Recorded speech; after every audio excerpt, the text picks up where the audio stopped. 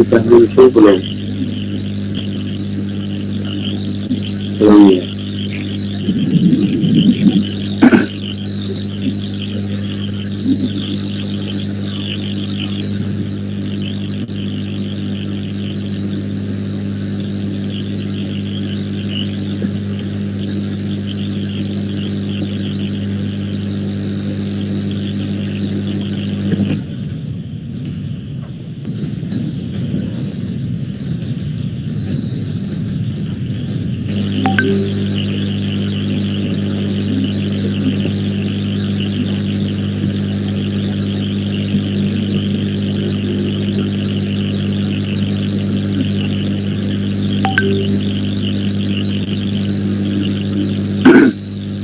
Sudah muncul.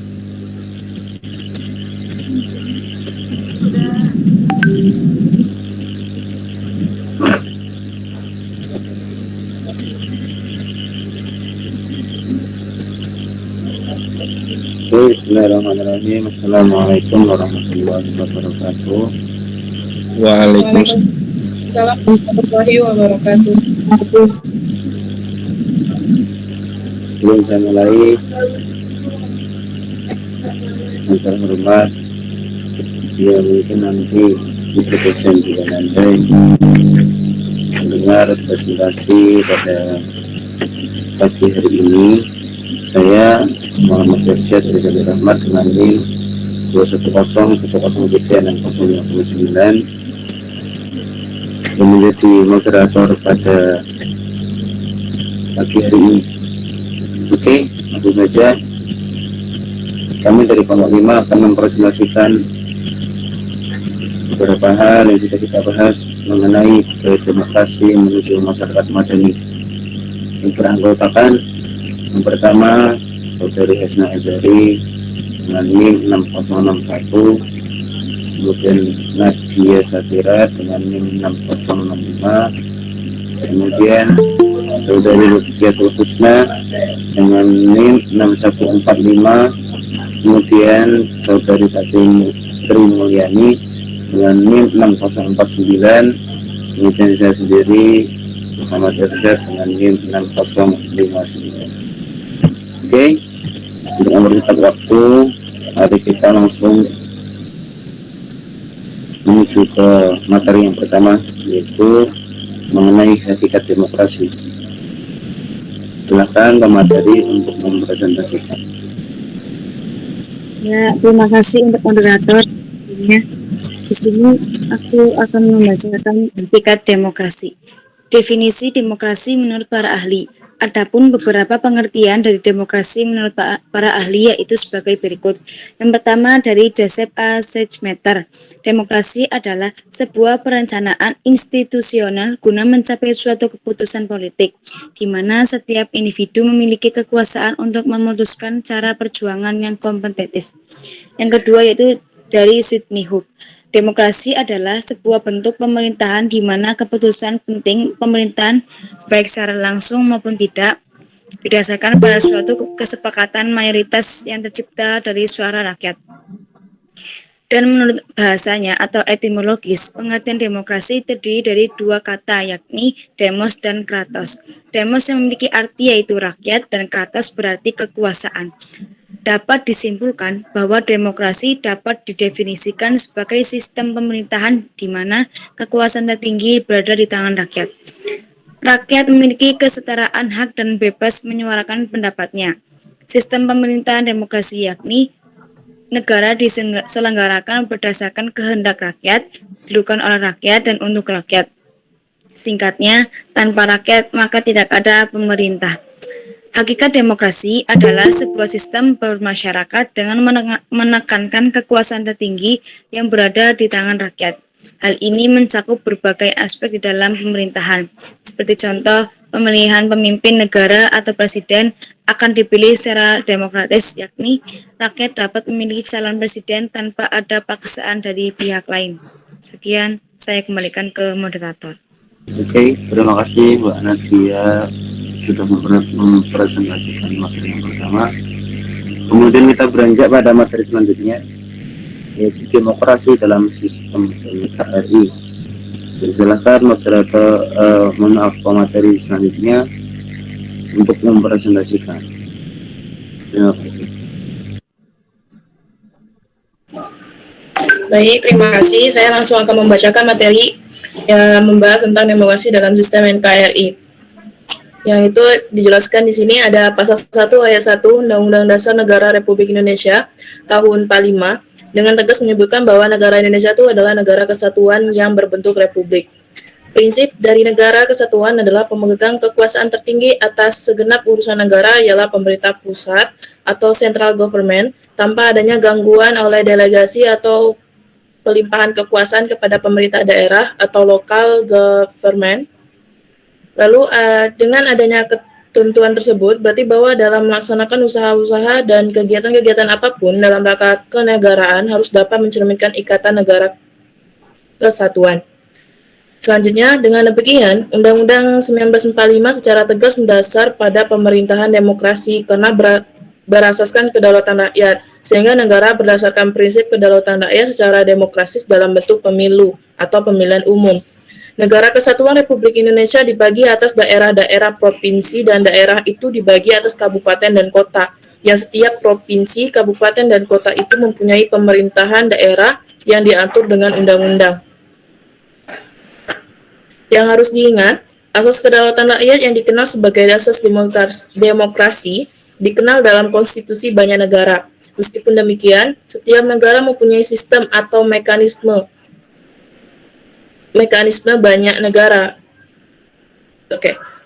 Meskipun demikian, setiap negara mempunyai sistem atau mekanisme tersendiri untuk melaksanakan asas tersebut. Misal, perbedaan pelaksanaan asas demokrasi antara Amerika Serikat, Inggris, dan Prancis tidak akan menyebabkan derajat demokrasi negara tersebut kemudian menjadi berbeda atau dikatakan bahwa sistem Amerika Serikat lebih demokratis dibandingkan Inggris atau Prancis. Sebuah sistem pasti memiliki kelebihan ataupun kekurangan dalam ahli melakukan perubahan dalam sistem pelaksanaan asas kedaulatan rakyat. Sekian, saya kembali ke moderator. Oke, terima kasih Mbak Tati Sri Mulyani sudah mempresentasikan. Oke, untuk selanjutnya materi tentang demokrasi dalam sistem ya, bukan sistem ini, sorry. Bentar. Nah, sudah. Demokrasi dalam sistem NKRI. Oke, untuk materi selanjutnya dipersilakan untuk mempresentasikan.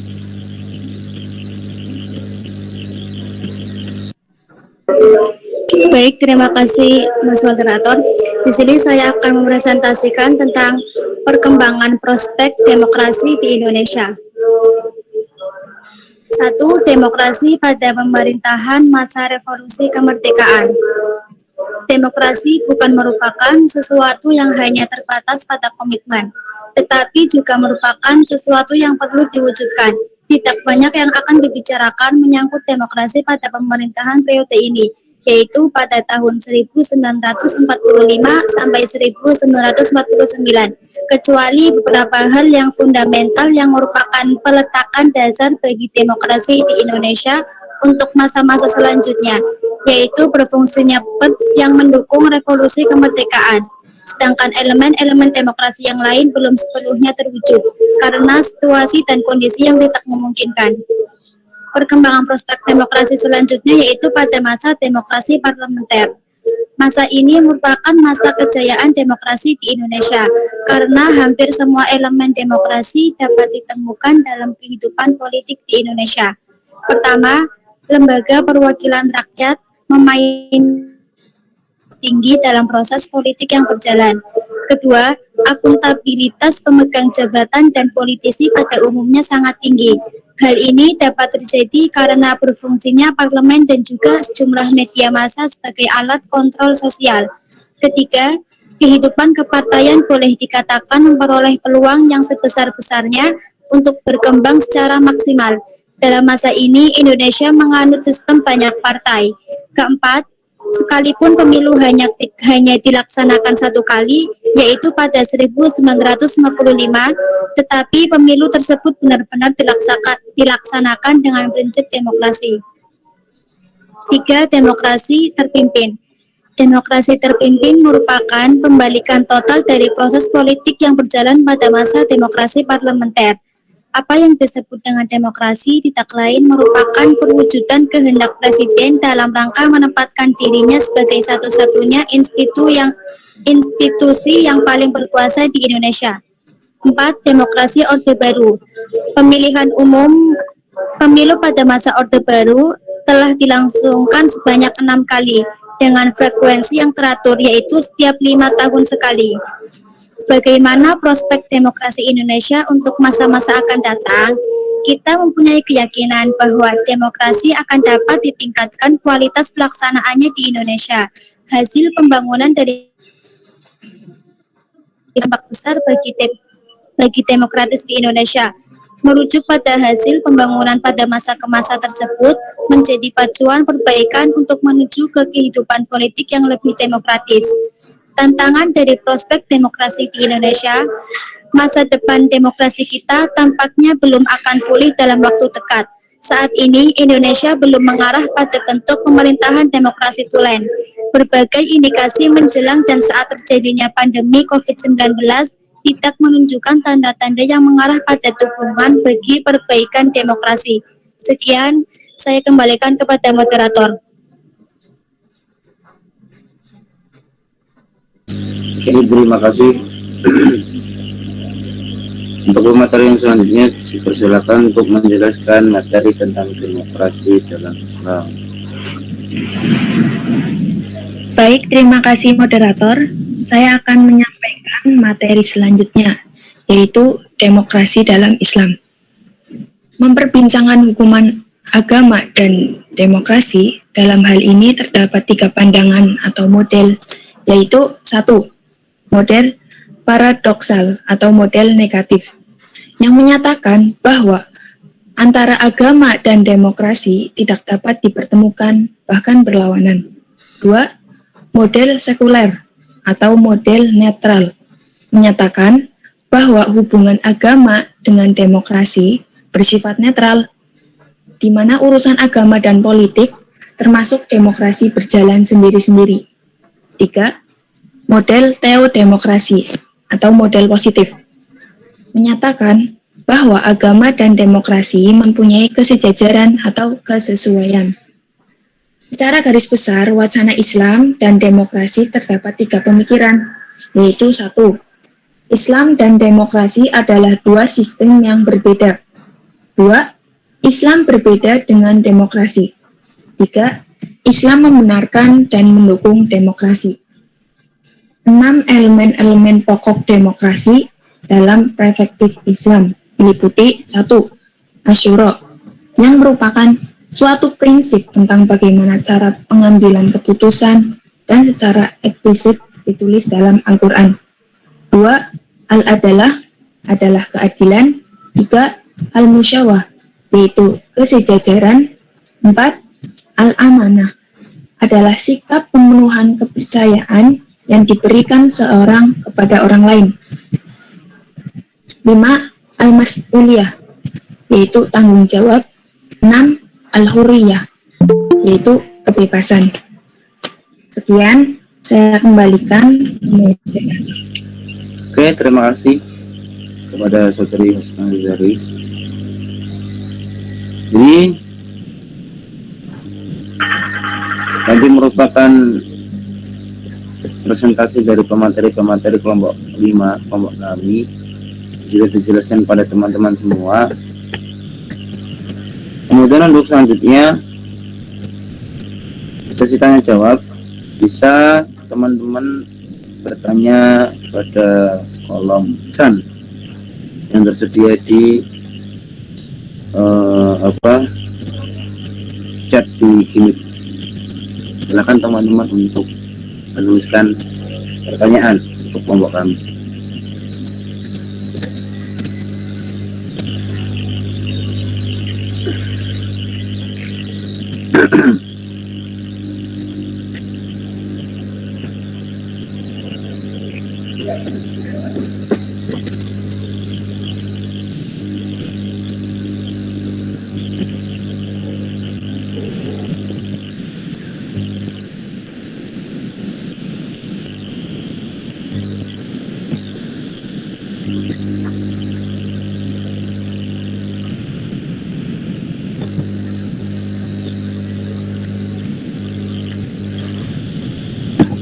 Dibuka berapa pertanyaan, Mas Rizal? Untuk sesi pertama 3 dulu aja, 3 dulu. Soalnya belum ada yang tanya juga sih, mungkin lagi mengetik ya.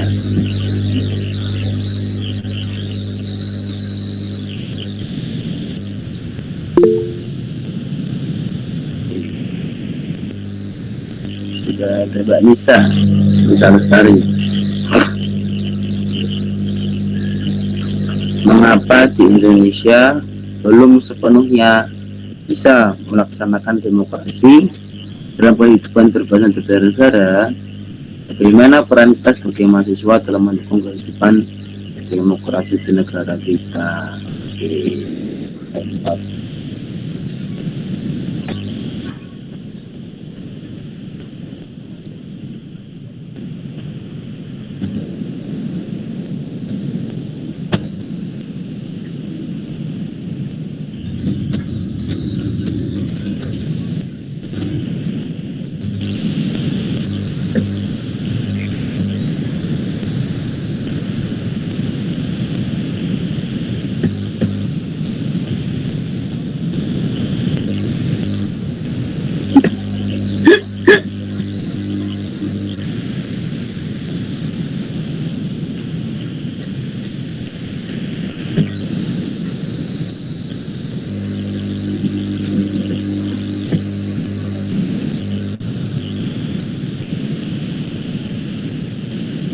Oke, ada lagi sambil kelompok kami mencari jawabannya. Untuk teman-teman dipersilakan bertanya.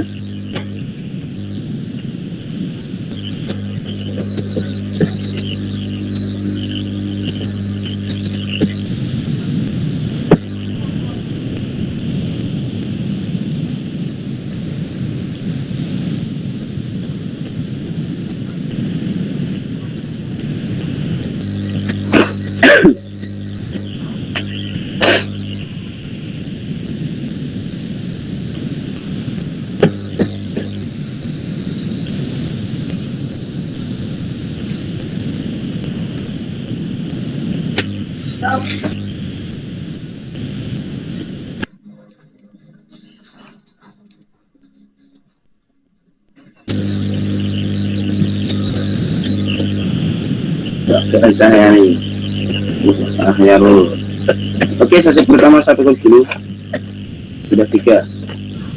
Saya tampung dulu untuk penanya. Bertanya, mengapa dan apakah alasan Indonesia berganti-ganti sistem demokrasinya, misalkan demokrasi parlementer, demokrasi terpimpin, dan demokrasi orde baru? Mengapa berganti-ganti? Itu terima kasih. Oke. Dan dari Mas Ahyarul, demokrasi apa aja sih yang diikuti di Indonesia, dan jelaskan alasannya mengikutinya. Apa sih? Bentar ya.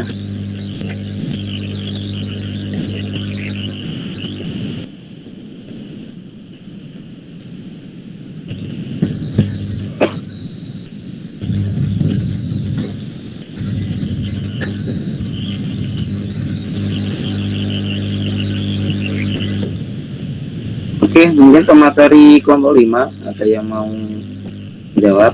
untuk dari tadi yang Mbak Suraya bisa Mbak Asna mungkin sudah mempersiapkan.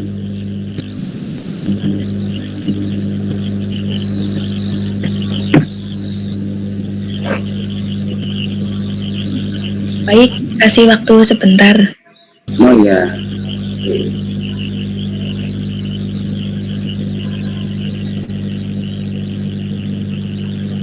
atau mungkin Mbak Komting, biasanya berapa pertanyaan ya Mbak Komting?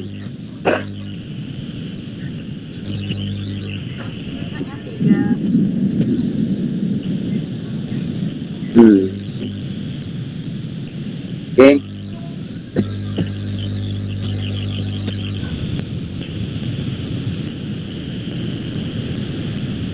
Mungkin dari 3 pertanyaan tadi, jika ada pemateri yang akan menyampaikan, dipersilakan untuk menyampaikan.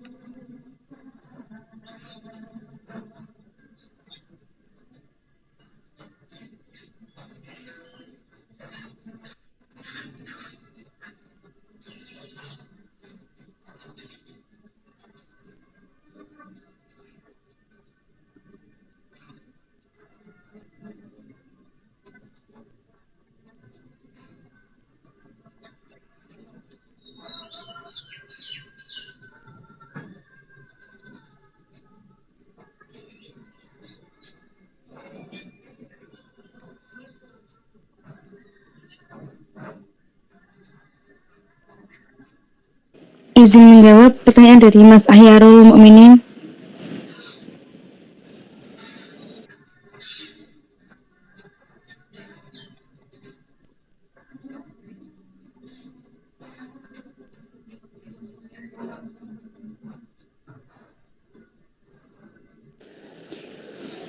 Pertanyaan dari Mas Ahyarul Mukminin yaitu, demokrasi apa saja sih yang diikuti di Indonesia dan jelaskan alasannya mengikutinya.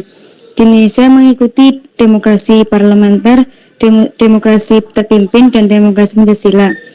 Awalnya Indonesia mengikuti demokrasi parlementer. Setelah itu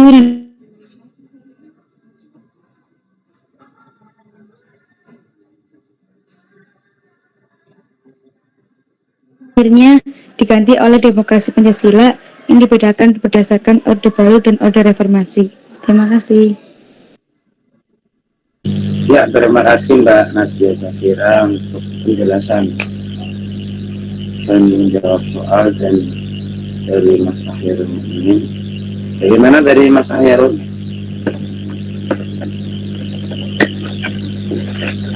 Apakah bisa diterima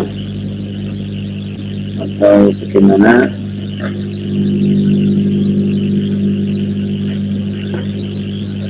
Halo.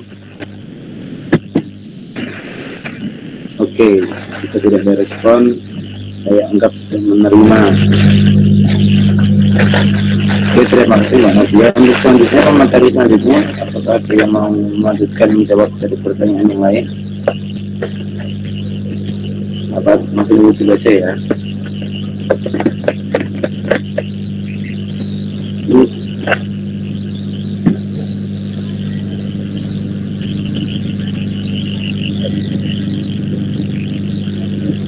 Ini untuk mengisi kekosongan enaknya ngapain?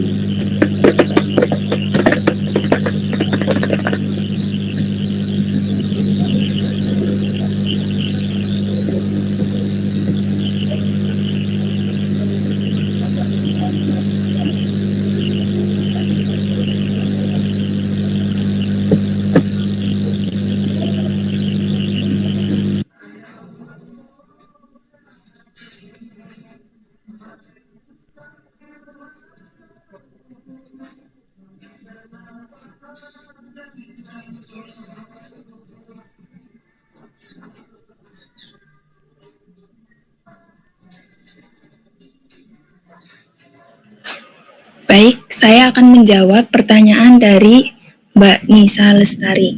Silakan Mbak Asna. Baik, nomor 1, mengapa di Indonesia belum sepenuhnya bisa melaksanakan demokrasi dalam kehidupan berbangsa dan bernegara? Pertama, karena masih ada tantangan dalam demokrasi Indonesia. Mungkin dalam kebebasan berpendapat kerap disalahgunakan sebagai penegasan terhadap identitas kelompok tertentu. Hal ini tentunya menjadi permasalahan tersendiri bagi bangsa dan secara potensial dapat menciderai hakikat demokrasi. Jadi dengan kita tidak memanfaatkan pendapat atau kita menyalahgunakan kebebasan dalam berpendapat itu sangat menjadi problem atau tantangan yang berat bagi setiap warga negara. Nah, selanjutnya, nomor 2, bagaimana peran kita sebagai mahasiswa dalam mendukung kehidupan demokrasi di negara kita? Ya, mahasiswa sangat berperan penting, terutama bagi kemajuan NKRI. Nah, di sini peran sebagai mahasiswa kita dapat salurkan dengan cara bergabung atau berpartisipasi aktif dalam pilkada. Ini dalam notabene demokrasi.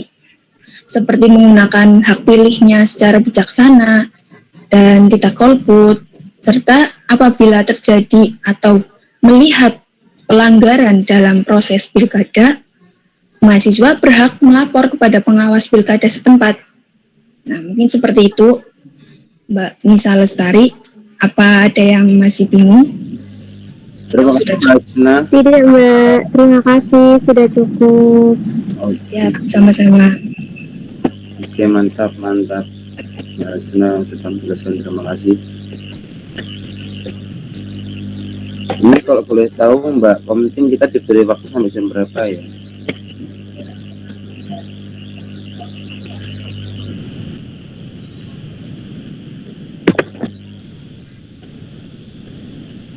Komiting? Kita diberi waktu sampai jam berapa ya kalau boleh tahu? Biasanya sampai jam 10, tapi kalau diskusinya udah selesai, ya udah selesai. Sudah selesai. Maksud saya kalau misalkan masih ada, saya mau menambah pertanyaan. Cuman ya udah. Di sini penjelasan dari pertanyaannya Mbak Vina. Dari kami sedang mendiskusikan, kemudian bisa saya tutup nanti. Oke, silakan pemateri yang akan menyampaikan. Izin menjawab pertanyaan dari Mbak Vina Cahyani. Mengapa dan apakah alasan Indonesia bergonta-ganti sistem demokrasinya? Karena tantangan-tantangan yang dihadapi Indonesia dari masa ke masa mengenai tercapainya demokrasi tulen berbeda-beda. Pada zaman dahulu, Indonesia yang masih dijajah, yang masih terdapat banyak pemberontakan-pemberontakan, sehingga yang belum stabil, sehingga demokrasinya bergonta-ganti, serta tidak yang sesuai dengan warga negara Indonesia yang terdiri banyak suku dan banyak agama. Karena demokrasi sangat cocok dengan kondisi masyarakat Indonesia yang beragam suku, ras, dan agama, serta kondisi lainnya. Ada yang kurang jelas, Mbak Vina? Bagaimana Mbak Vina? Jawaban dari Mbak Lutfi sudah diterima atau tidak? Ya, maaf. Jadi itu alasannya karena menyesuaikan keberagaman Indonesia, begitu Mbak Lutfi. Ya, dan kalau pada masa ke masa itu kan tantangannya berbeda-beda. Jadi demokrasi mana yang bisa mengatasi tantangan-tantangan tersebut? Oh ya, terima kasih Mbak Lutfi. Sama-sama. Oke. Dari kesimpulan pada terima kasih Mbak Lutfi. Terima kasih Mbak Lutfi sudah menjelaskan pertanyaan dari Mbak Vina dan Mbak Fir sudah menerima. Oke teman-teman, pada diskusi pada pagi hari ini saya sebagai moderator akan menyimpulkan beberapa hal yang perlu saya garis bawahi, yaitu tentang yang pertama, pada Orde Baru ini negara kita sudah meningkat sistem demokrasinya dari awal berdirinya negara sampai pada saat ini selama 3 kali periode perubahan. Yang kedua, demokrasi pada pemerintahan revolusi kemerdekaan kita ini hanya terberas daripada komitmen, tetapi juga merupakan sesuatu yang perlu diwujudkan. Tidak banyak yang akan dibicarakan menyangkut demokrasi pada pemerintahan pada periode lalu, kecuali beberapa hal yang fundamental yang merupakan peletakan dasar di demokrasi di Indonesia pada masa-masa selanjutnya. Jadi dasar-dasar demokrasi pada negara kita pada saat ini yaitu berpatok pada tahun 1945, yang notabene demokrasi ini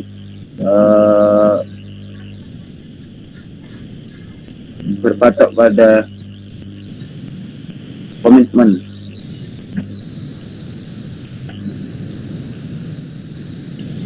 Jadi seperti itu teman-teman penjelasan dari kelompok kami. Sekian, terima kasih atas partisipasinya dan mohon maaf atas kurangan yang mungkin disengaja atau tidak disengaja pada kelompok kami. Sekian, saya tutup, terima kasih. Wallahul muwaffiq ila aqwamit thoriq. Assalamualaikum warahmatullahi wabarakatuh. Waalaikumsalam. Waalaikumsalam warahmatullahi wabarakatuh. Oke.